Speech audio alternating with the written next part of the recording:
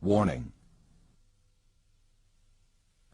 The subject of this film you are about to watch reveals a crucial secret of your life. You should watch it very attentively, for it concerns a subject that is liable to make fundamental changes in your outlook on the material world. The content of this film is not just a different approach or a philosophical thought. It is a fact which is also proven by science today.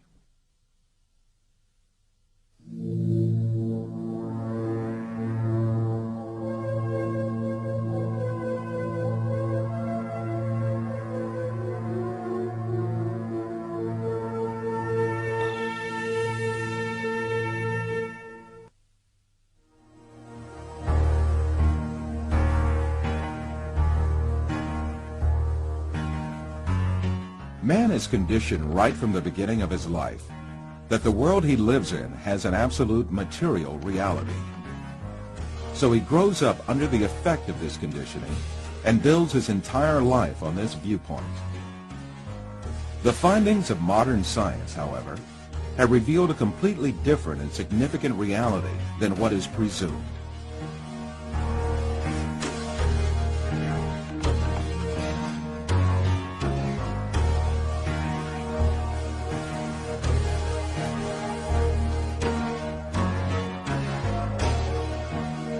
All the information that we have about the external world is conveyed to us by our five senses.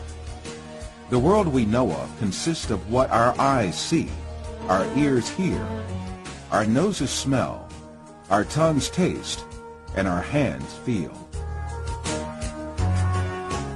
Man is dependent on only those five senses since birth. That is why he knows the external world only the way it is presented by these senses. Yet, scientific research carried out on our senses has revealed very different facts about what we call external world.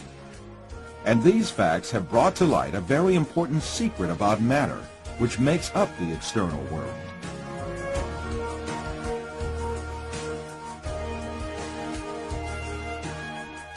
Contemporary thinker Frederick Bester explains the point that science has reached on this subject. Statements of some scientists posing that man is an image, everything experienced is temporary and deceptive, and this universe is a shadow, seems to be proven by science in our day.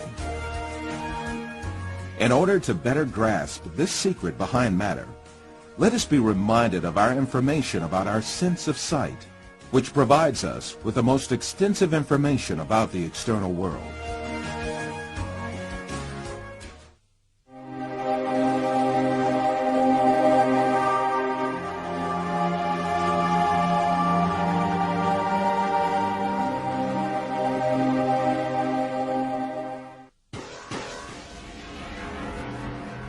The act of seeing is realized progressively.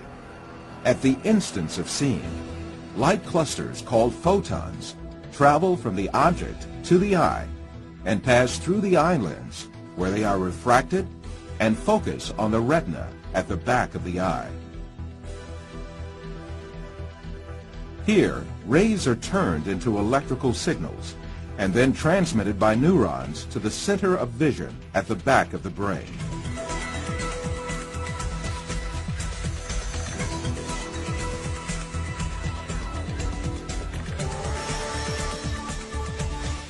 The act of seeing actually takes place in this center in the brain.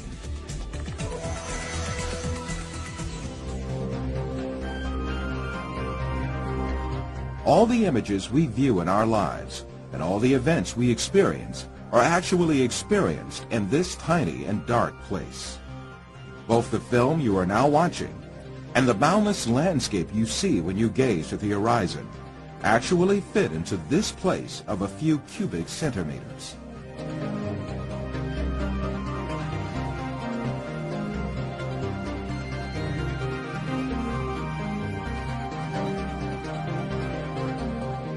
Now, let us reconsider this information more carefully.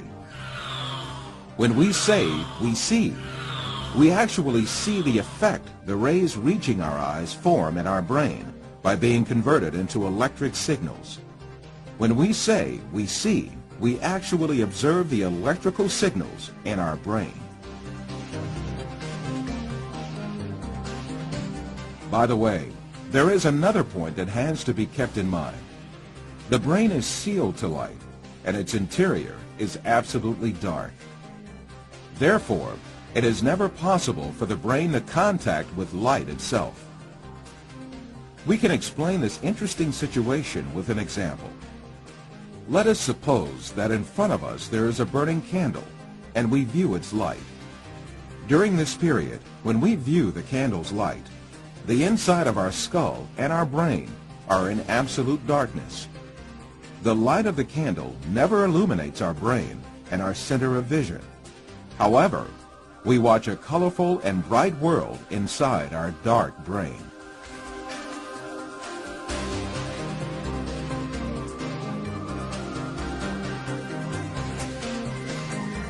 The same situation applies to all our other senses. Sound, touch, taste, and smell are all perceived in the brain as electrical signals.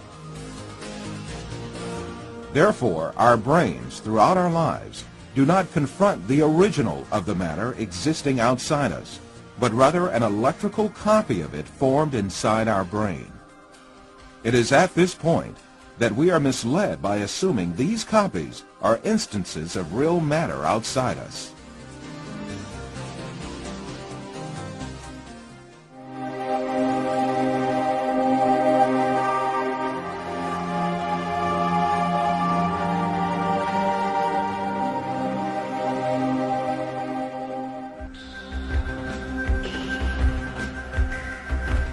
These physical facts make us come to an indisputable conclusion.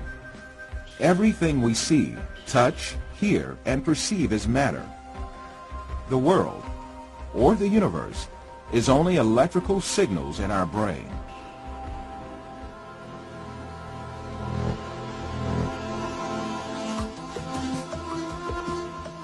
For instance, we see a bird in the external world. In reality, this bird is not in the external world, but in our brain. The light particles reflecting from the bird reach our eye, and there they are converted into electrical signals. These signals are transmitted by neurons to the center of vision in the brain. The bird we see is, in fact, the electric signals in our brain. If the sight nerves traveling to the brain were disconnected, the image of the bird would suddenly disappear. In the same manner, the bird sounds we hear are also in our brain. If the nerve traveling from the ear to the brain was disconnected, there would be no sound left.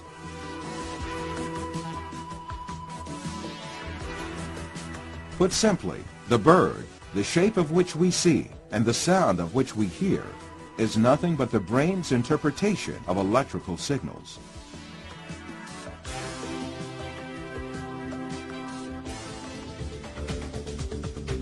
Another point to be considered here is the sense of distance. For example, the distance between you and this screen is nothing but a feeling of space formed in your brain. Also, objects that seem to be very distant in one person's view are actually images clustered at one spot in the brain.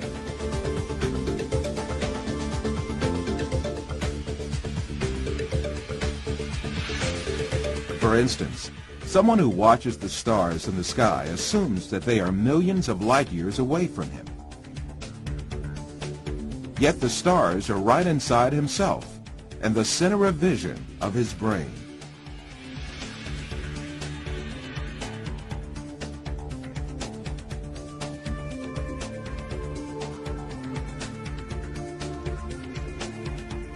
While you watch this film, you are in truth not inside the room you assume yourself to be in. On the contrary, the room is inside you. Your seeing your body makes you think that you are inside of it. However, you must remember that your body, too, is an image formed inside your brain. So far, we have been speaking repeatedly of an external world and a world of perceptions formed in our brain, the latter of which is what we see. However, Since we can never actually reach the external world, how can we be sure that such a world really exists? Definitely we cannot. The only reality we cope with is the world of perceptions we live within our minds.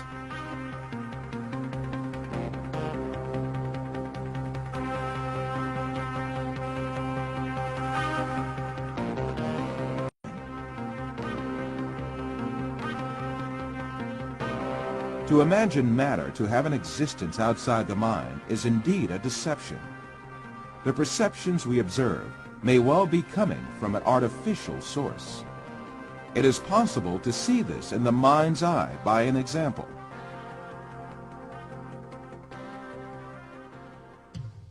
First, let us suppose that we could take our brain out of our body and keep it alive in a glass jar.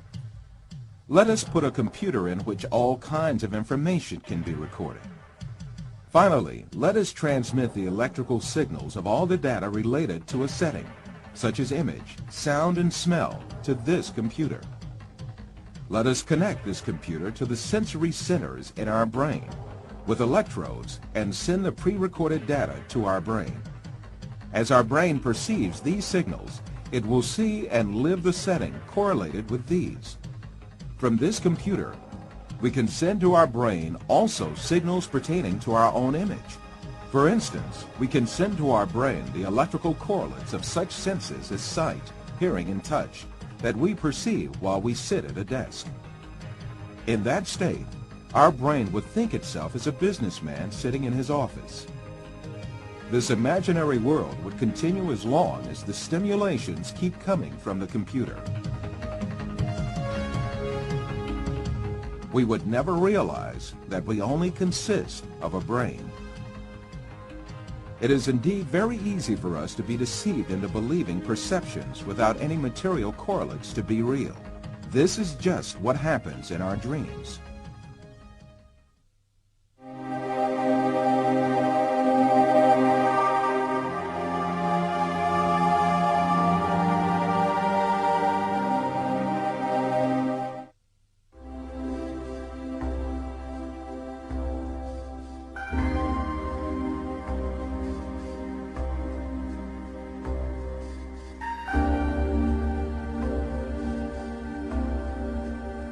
For you, reality is all that can be touched with the hand and seen with the eye. In your dreams, you can also touch with your hand and see with your eye. But in reality, you have neither hand nor eye, nor is there anything that can be touched or seen. Taking what you perceive in your dream to be material realities, you are simply deceived.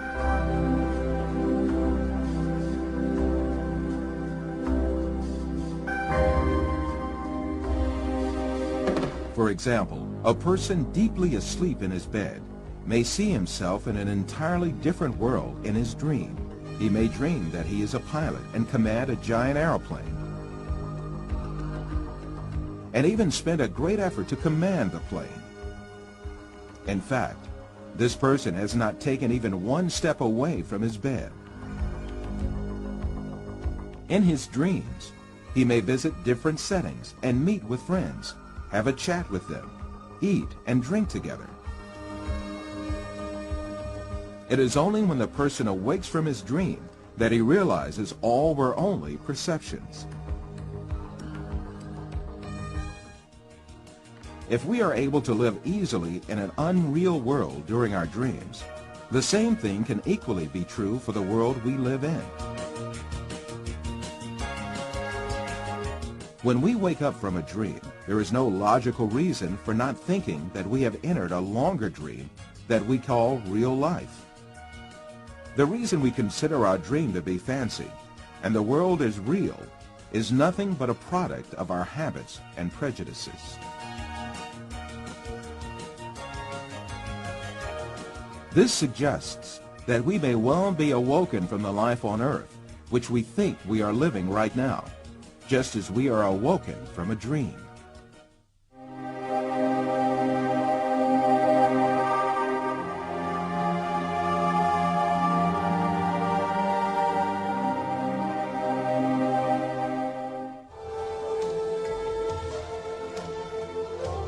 After all these physical facts arises the question of primary importance.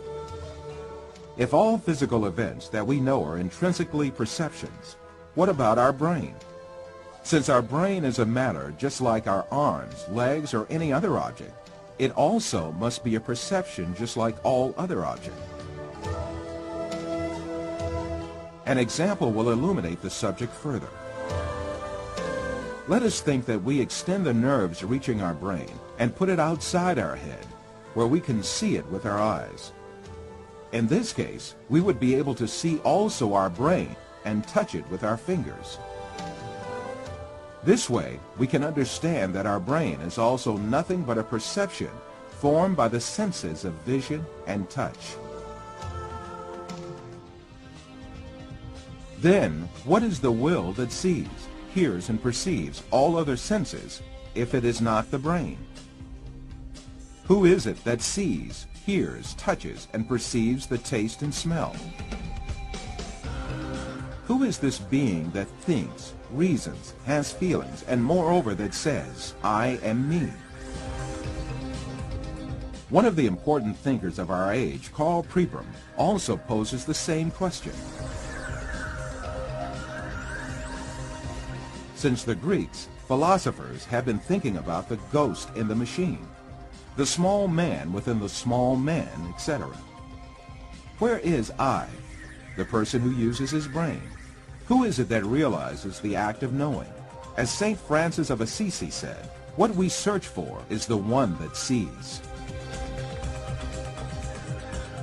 In fact, this metaphysical being that uses the brain, that sees and feels, is the soul. What we call the material world is the aggregate of perceptions viewed and felt by this soul. Just as the bodies we possess and the material world we see in our dreams have no physical reality, the universe we occupy and the bodies we possess now also have no physical reality. The real absolute being is the soul. Matter consists merely of perceptions viewed by the soul. Yes, even if we start with the presupposition that matter is real, the laws of physics, chemistry, and biology all lead us to the fact that matter consists of an illusion and to the inevitable actuality of a metaphysical matter. This is the secret beyond matter. This fact is so definite that it alarms some materialist scientists who think matter to be the absolute being. Science writer Lincoln Barnett says in his book, The Universe and Einstein, along with philosophers' reduction of all objective reality to a shadow world of perceptions, scientists have become aware of the alarming limitations of man's senses.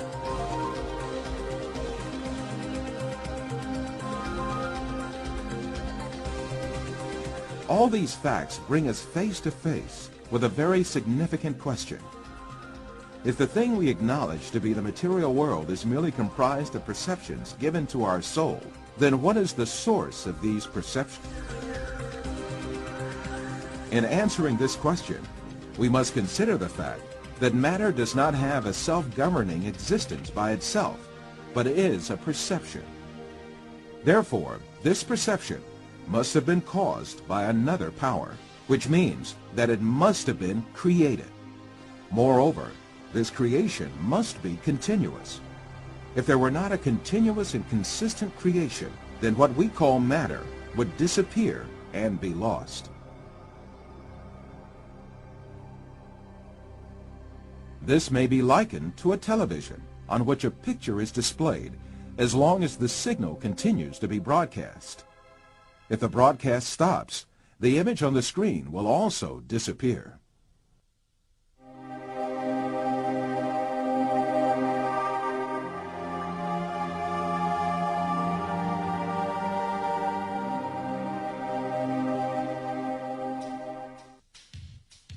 So, who makes our soul see the earth, people, plants, our bodies, and all else that we see? It is very evident that there is a superior creator who has created the entire material universe. That is, the sum of all perceptions, and continues his creation ceaselessly. Since this Creator displays such a magnificent creation, he surely has eternal power and might. All the perceptions he creates are dependent on his will, and he dominates everything he has created at any moment.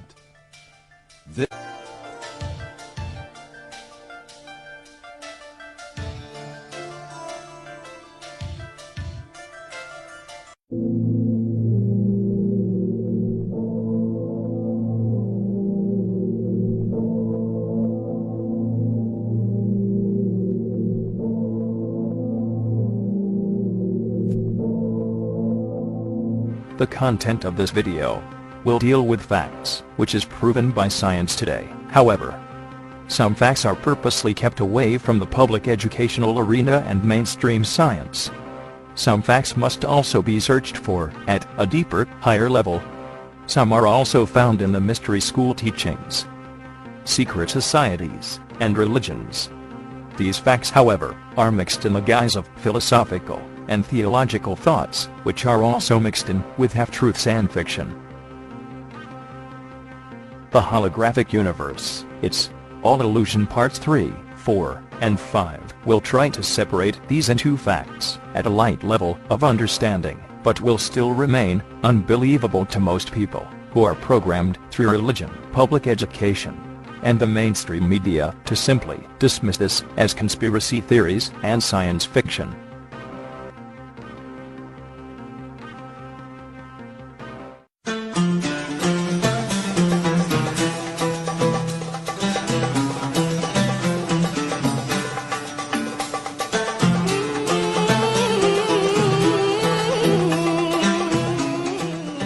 I have found that at the very heart and core of all these secret societies lurks the Kabbalah.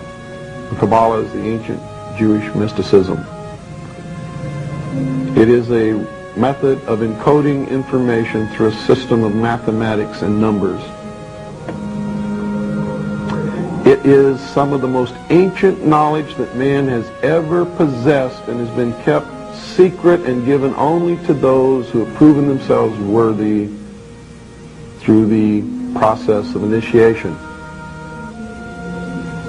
Nobody knows where it comes from. I can tell you this, it was there long before the Jews came along. The Jews just took it and preserved it, and they passed it down, and it's used by everybody. Because it's at the heart and core of the secret knowledge, the metaphysics, the real science that none of us know anything about. These people that belong to the secret societies never dared to write down in any language what they knew, what it was that they were guarding, because then someone could steal it and then the secret would be out. So they devised secret systems of encoding the secrets of the ages, the knowledge, the hidden knowledge, the occult. Now, occult doesn't mean evil. It doesn't mean the devil. It doesn't mean Satan. Occult means hidden. Means hidden. That's all it means. So they took this knowledge and they made it occult through a system of encoding, encryption, one of which is mathematics, numbers. Another is architecture. Everybody wonder, why do they have a fraternal organization called the Freemasons? Aren't those the guys that build walls? You bet they do. And every wall they build contains the secrets that have been kept and maintained throughout the ages, and it's encoded in the architecture and in the measurements of the buildings and in the mathematical formulas used to derive the geometry, the shape, the length and breadth and height of rooms, all encoded there.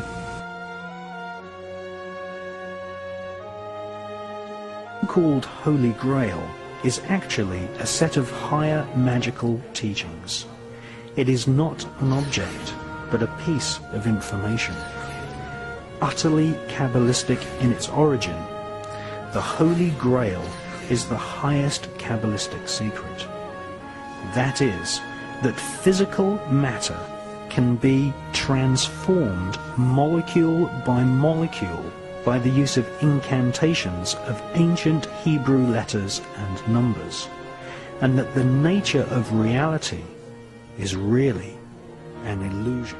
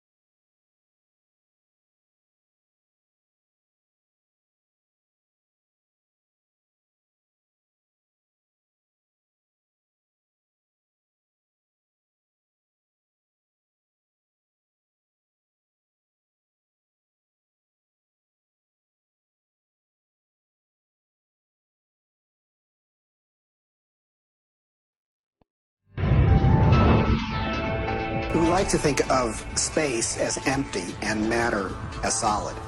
But in fact, there is essentially nothing to matter whatsoever. It's completely insubstantial.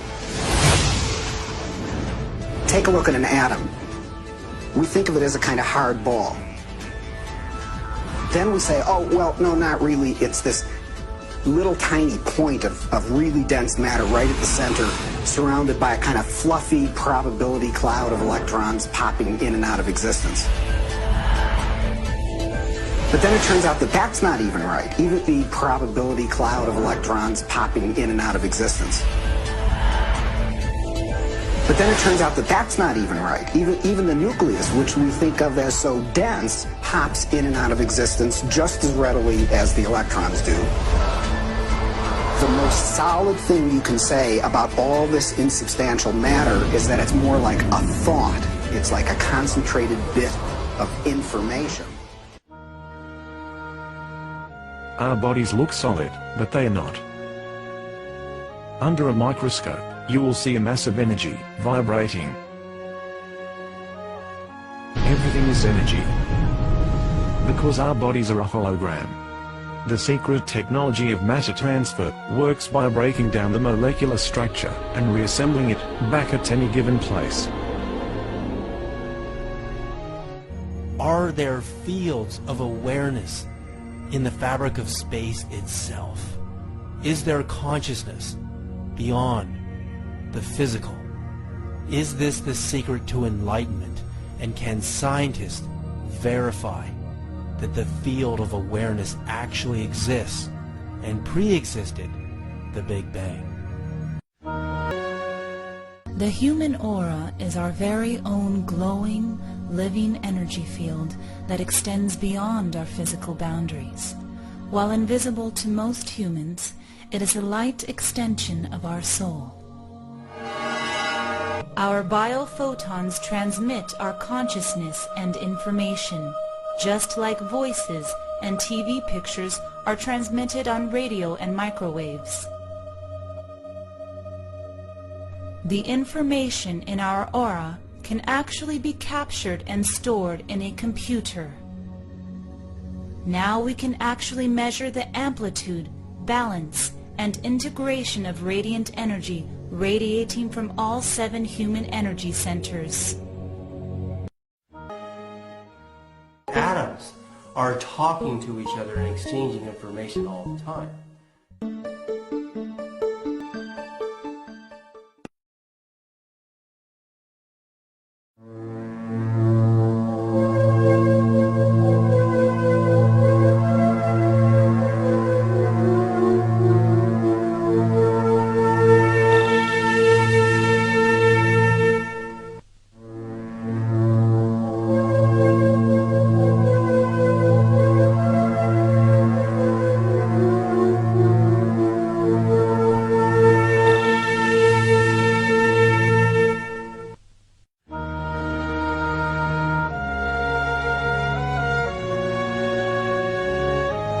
For thousands of years, spiritual information was kept secret. Priests and priestesses of various religions or cults would give their lives to keep the rest of the world from knowing about their secrets and spiritual knowledge, making sure it remained secret. All the various spiritual groups and religions around the world had their secret information. Then suddenly, in the mid-60s, the veil of secrecy was lifted. In unison, almost all the spiritual groups of the world opened their archives at the same moment in history, and information that had been sealed and guarded for thousands of years became suddenly available.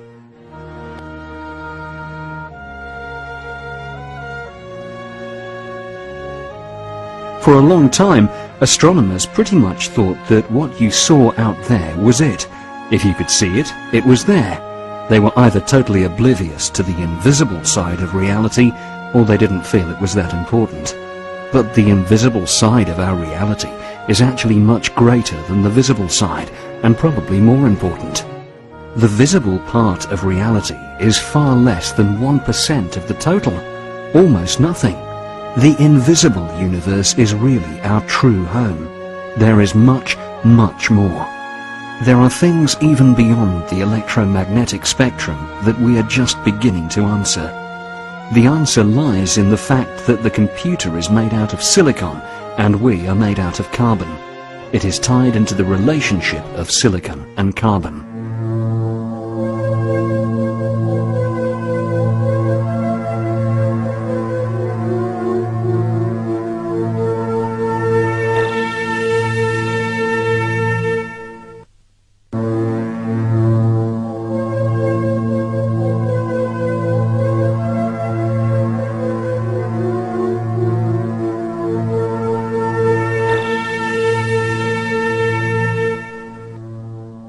Everything in our world is a waveform, sometimes called pattern or sine wave signature, or could even be seen as sound. All things, like our bodies, planets, the universe, absolutely everything, are waveforms. The dimensional levels are nothing but differing base rate wavelengths. The only difference between this dimension and any other is the length of its basic waveform. It's just like a television or radio set.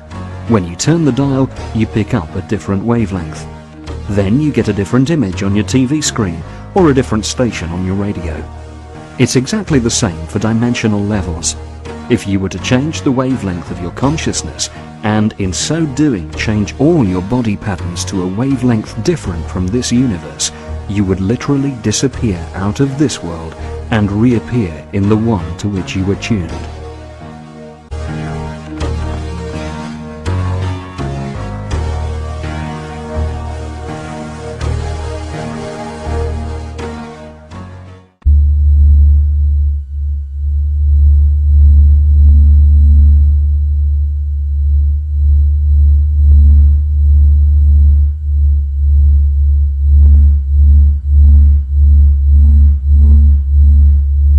Every object in this universe produces a sound according to its construction.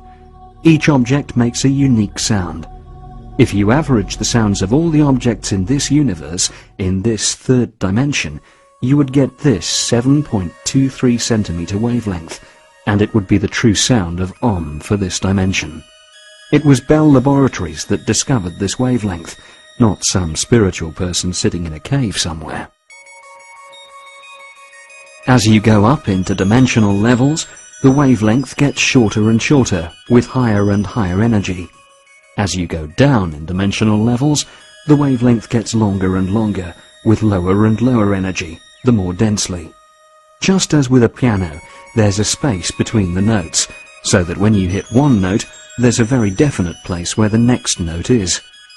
In this waveform universe we exist in, there is a very definite place where the next dimensional level exists. It's a specific wavelength relative to this one.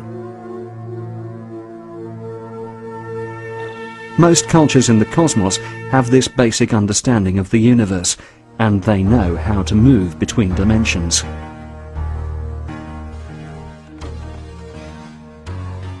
If we show each note in the chromatic scale as a circle, we have 13 circles. Each circle represents a white or black key, and the shaded circle at the end would be the 13th note that begins the next octave. The black circle on this illustration represents the third dimension, our known universe, and the fourth circle, the fourth dimension. The 12 major overtones between any two notes or dimensions are a replica of the larger pattern. It is holographic.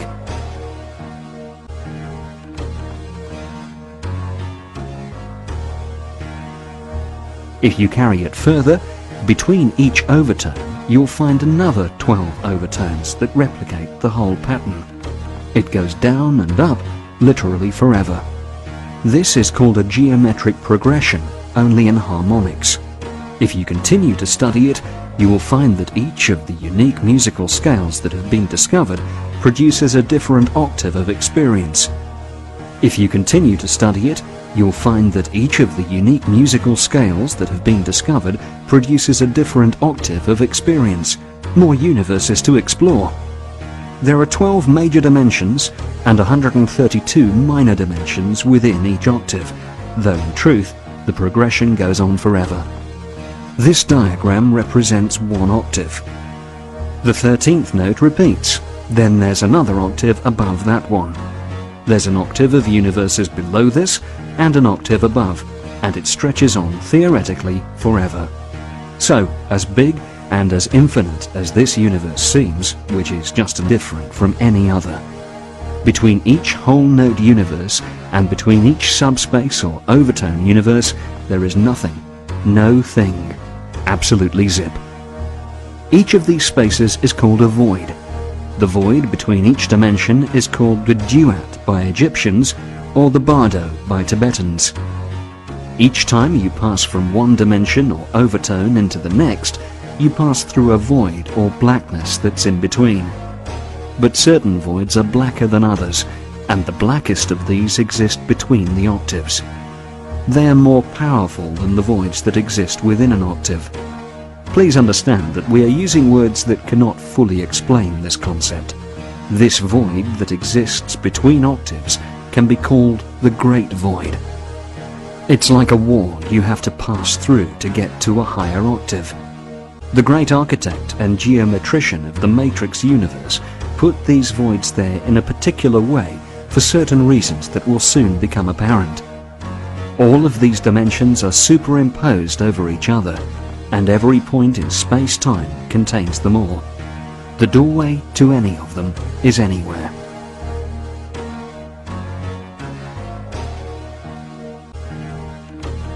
This star tetrahedron, with Leonardo's image behind it, is going to become one of the most important drawings for this work. What you're looking at is two-dimensional, but think of it in three dimensions. A star tetrahedron, just as shown here, happens to exist around each human body. As Richard Hoagland has shown the United Nations and NASA, we're now beginning to scientifically rediscover this field. Just as it is shown around Leonardo, it is also around planets, suns, and even larger bodies.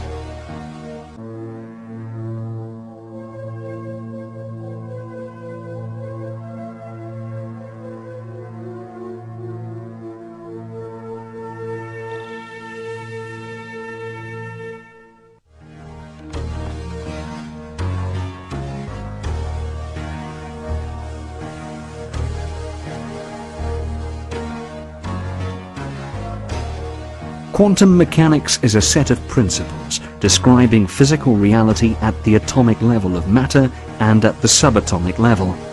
Unlike other physical theories, quantum mechanics was not the invention of one or two scientists.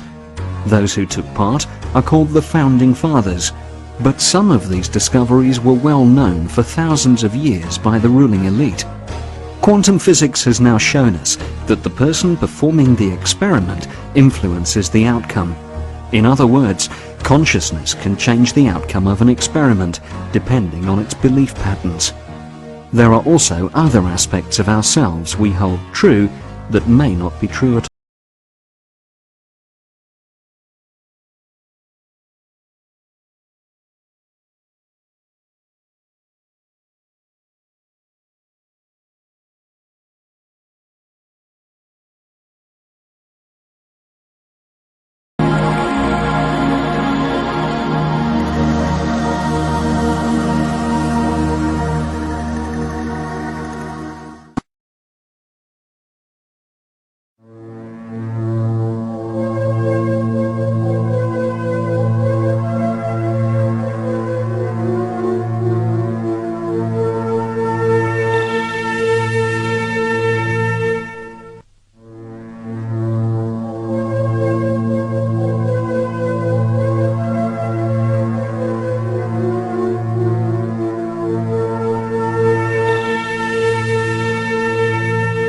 The pineal gland is one of the glands of the endocrine system.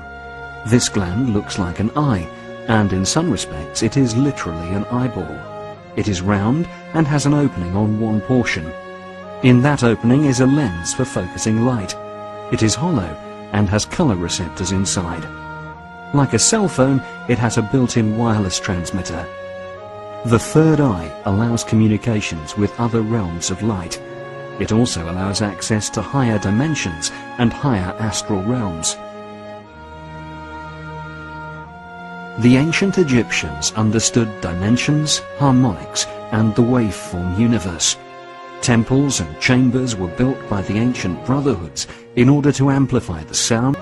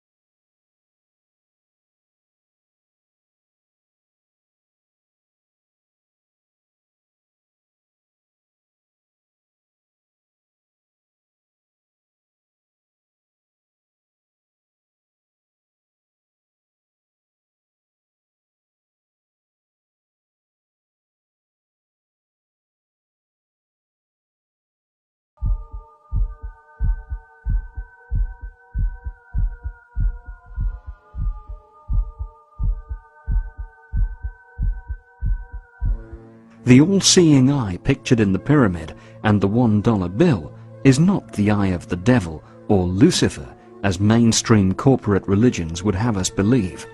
Nothing could be further from the truth. The all-seeing eye is...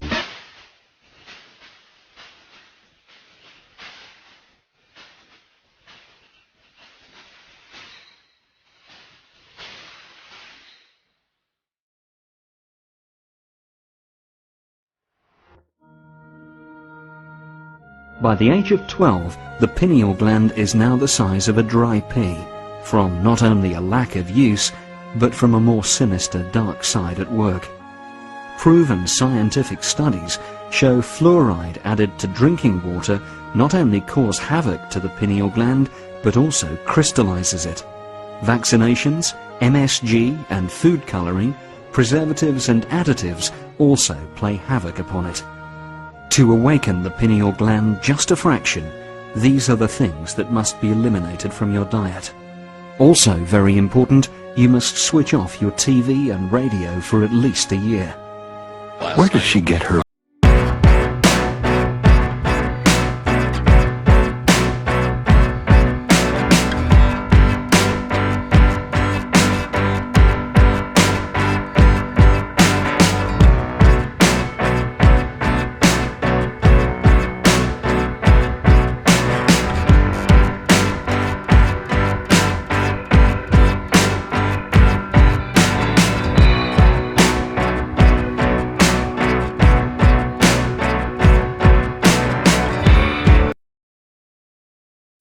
is the meaning of this. And this is a very mysterious symbol which, you've heard all sorts of explanations for it, but I'm going to give you the Masonic Illuminati inner meaning of what this means tonight.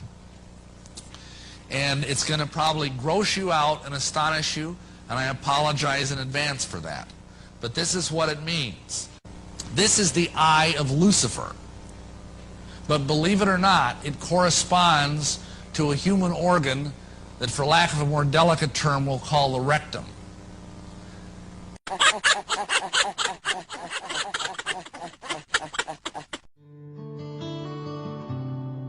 By awakening the pineal gland, you can speed up your learning and memory abilities and enhance your intuition, wisdom, creativity, sharpen your awareness, trigger your psychic abilities, and experience bliss. People will turn around and notice you in a room, even notice you in a crowded hall. You'll see through the lies and the propaganda. You'll no longer wish to view television or radio, as you will see through the lies and manipulation. You will see that you are being entertained and spoken to at kindergarten level. The radio will seem like unbearable idle chatter. You will see through everything, and you will go, wow, have I just woken up from a coma?